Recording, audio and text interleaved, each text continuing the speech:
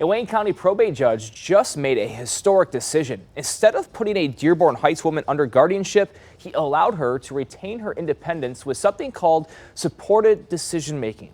7 investigator Heather Catallo has been exposing problems in Michigan's guardianship system for years. She joins us now with a look at this groundbreaking decision and how it could change the lives of vulnerable people in our state. Heather. Brian, this is really significant. If you're put under guardianship, that means a court has declared you legally incapacitated. You lose the right to get married, decide what doctor you want to see, or even choose where you want to live. And now one woman with an intellectual disability has shown the courts that there is another tool families can use that's less extreme than guardianship.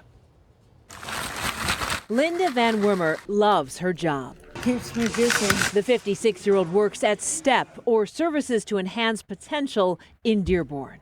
You put this right on top of this and do like that. She also just made history in Michigan. High five. Hey, leave me hanging. All right.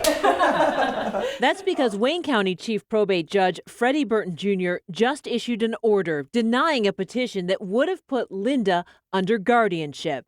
Instead, he granted her the freedom to make her own choices using something called supported decision making, or SDM. I do call the shots now. And that feels good. Yes, it does. Linda has an intellectual disability. She was adopted at the age of 5 into a big family of 6 other siblings. Her younger sister, Amy Peckinpah, has always been one of Linda's main sources of help, support, and love. I'm very proud. Back in 2011, Amy found out Linda's boyfriend was abusing her. So Amy had to petition the court for partial guardianship of Linda. It allowed me to say that Linda couldn't go back up north and live with her abuser. I had to make that decision to protect her, and so that is why I did that. But it meant I took that right from her. She couldn't consent to treatment. She couldn't decide where she wanted to move. After 10 years of guardianship, Amy decided to restore Linda's rights. Linda now lives in a group home with friends, she works, and they use supported decision making when Linda needs a little extra help. Linda uses her family, her friends, and if she needs some extra input, she'll say, hey, what do you think of this? Amy and Linda even hired an attorney to create estate planning documents so Amy can step in to make medical and legal decisions if needed. But late last year, a mix-up at Linda's mental health support agency prompted a social worker to petition the court to put Linda back under guardianship. Now we're stuck in the system, and we have to actually go to court and now fight. And at that point, I was really angry. And I work in the disability community. I lost some faith in how are we doing this to people? It's not okay. The agency quickly realized their mistake and hired lawyers and experts to help Linda fight the guardianship. My favorite question when it comes to guardianship: what else have you tried?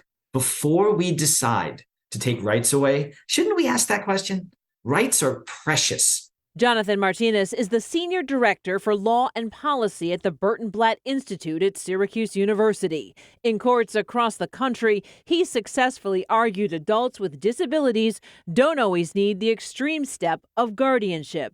He says they can use supported decision-making instead. For people with disabilities who have for thousands of years been assumed not to be able to do things, what supported decision-making is a way to be like you and me to the maximum of their abilities, because it says that people with disabilities can understand things if it's explained to them. Linda and Amy say at first the judge was skeptical because there's nothing in Michigan's laws that establish SDM. But after listening to Linda and to experts, Judge Burton issued this detailed opinion, agreeing that Linda and her family can make decisions about her life together without a guardian. I was so happy for me to get rid of that guardianship. Hopefully it paves the way for other individuals with developmental disabilities to use supported decision making and other people to look at, including social workers. 23 states have added supported decision-making as an option to their laws. Now Linda and Amy want Michigan to do the same. And Linda is already lobbying lawmakers to get changes made. I want people to know my story, and so they can make better decisions by themselves.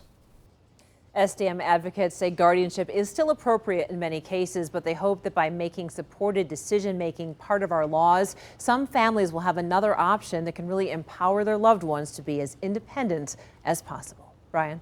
All right, Heather, thank you.